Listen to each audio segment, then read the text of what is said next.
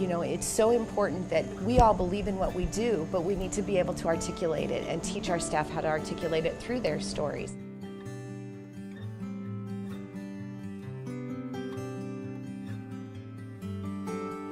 It was 100% storytelling, no business. I mean, we just led by example. We gave a heartfelt story and they did the same thing. And we felt that that was much more impactful than going through time card procedures and all of the other trainings that we try to squeeze in. Those are all very valid and very important, and they're not overlooked.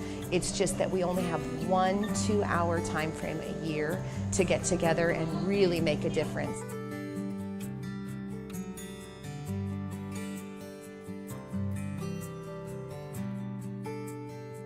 What happened was we all went around, each core staff had to tell their why story, and then we got to pick 2 to 3 staff in each department to tell their why story also. And so we started our meeting out, and Shannon shared her story. She was first and I was second. I started out with a story when I first became CEO here that same week. The same week I became CEO here, my sister was killed in a motorcycle accident. And I watched this Y, my board, my staff, pick this Y up and say, we've got it.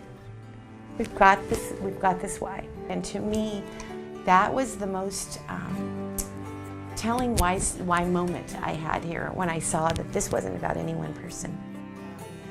And I was blown away at the sheer raw openness that Shannon shared with us.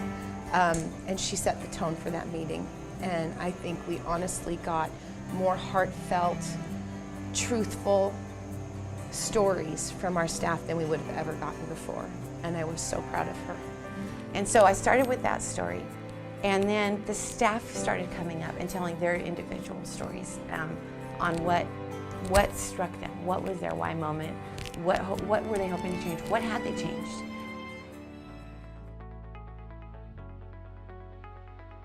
There was people crying, people just, oh my gosh, this is what we're doing. Like, it's not, I'm not just a lifeguard, I'm so much more than that. I'm not just a camp counselor, I'm so much more than that. We're changing lives, and that's what it's about. I've been here now 5.5 years, so I've seen a lot of people, seen a lot of staff and everything. So, I mean, I've known them, but just hearing the stories and seeing that how big the Y impacts them, I had no idea. After that, you know, I kind of like, it was easier to talk to them, to get to know them. And it was so compelling, and then that night we all came home and Facebook was blowing up. People were like, oh my God, that was the coolest thing ever. Oh my God, that was the most fabulous experience we've ever had. We're so excited to be part of something that isn't just a job. It takes that moment to realize what we're doing as a whole, what we're doing individually, and what we're doing as a community. So that meeting was, I believe, not only my aha moment, but I would say the 200 employees that we had out there. Because they all of a sudden realized that everybody has these different stories and these different approaches to why they're at the Y. And I saw such connection between the staff that I hadn't seen before. When we're sharing our own story, it's ours. We own it, it's real, and it's irrefutable. If there's no arguing with what your story is, because it's yours. That was probably the biggest lesson, was that it's okay to share.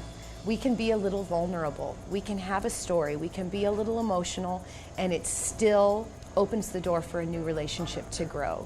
And I've seen that since then with the way they're talking to members, and they're engaging members, and they're sharing a little bit of what they know and what they feel about the Y and why they're here. And I think that it really embraces the relationship philosophy that we've carried forever. And if we're going to deepen these relationships, we have to share a bit of our heart and a bit of our soul with our members and our staff and our community.